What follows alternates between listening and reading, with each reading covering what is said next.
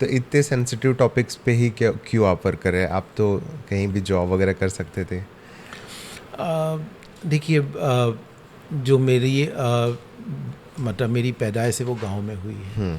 कहाँ पे? एक सागर ज़िले का एक गांव था जब राज्य नहीं बना था। तो वहाँ पे एक गांव में मेरे पिताजी आज भी खेती करते हैं, खेती Okay. है। और तो गांव के परिवेश में पड़ा बड़ा, और हमेशा वो जब आप गांव में रहे, मेरी पूरी स्कूलिंग एक तरीके से हुई। तो कहीं ना कहीं आप एक प्रकृति के साथ जीवन जीते हैं। लेकिन नज़दीक से किसानों के समस्याओं को भी काफ़ी देखा है, उस खेती किसानी के संकट को भी बहुत नज़दीकी से देखा है। जब मैं दुर्ग में पढ़ाई कर रहा था, फिर उसके बाद पढ़ाई के दरमियान राज्य बन गया, छत्तीसगढ़ अलग हो गया। तो उस समय भी काफ़ी छत्तीसगढ़ के अलग अलग इलाकों में जाने का अवसर मिला, एक्सपोज़र हुआ।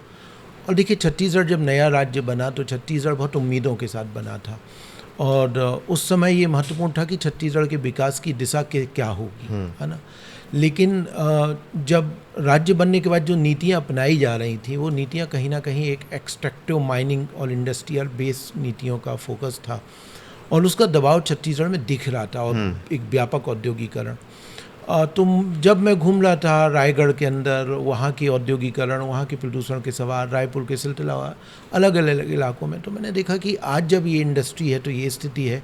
आने वाले दिनों में यदि इसी रास्ते में जाते हैं और जिस तरीके से औद्योगिकरण होगा, तो सबसे बड़ा संकट होगा वो पर्यावरण के विनाश का होगा। सबसे बड़ा संकट होगा वो किसानों की खेती के ऊपर होगा। सबसे बड़ा संकट होगा, क्योंकि जंगल आप मैप निकालेंगे तो जहाँ जंगल है वहीं आदिवासी, वही खनिज है। तो बड़ा हमला किसके ऊपर होगा? आदिवासी समुदाय के ऊपर, जो सबसे कमज़ोर है।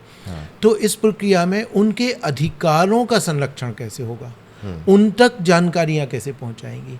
तो जब मैं छत्तीसगढ़ घूमा और कॉलेज के बाद, तो फिर लगा कि कहीं ना कहीं आपकी जगह कहाँ होगी काम करने की।